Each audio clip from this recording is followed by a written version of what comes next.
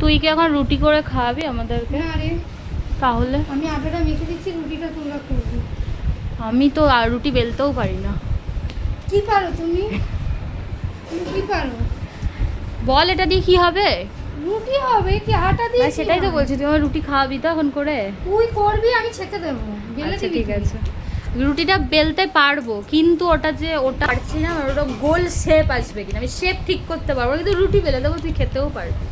না সেটা তোমার বরকে খাওয়াবো। আমি রুটিটা বেলে বেলে দিতে পারবো, সেকে দিতে পারবো, কিন্তু গোল হবে। তাহলে তোমাকে সে এখনো মানুষ করতে পারেনি, বুঝেছো?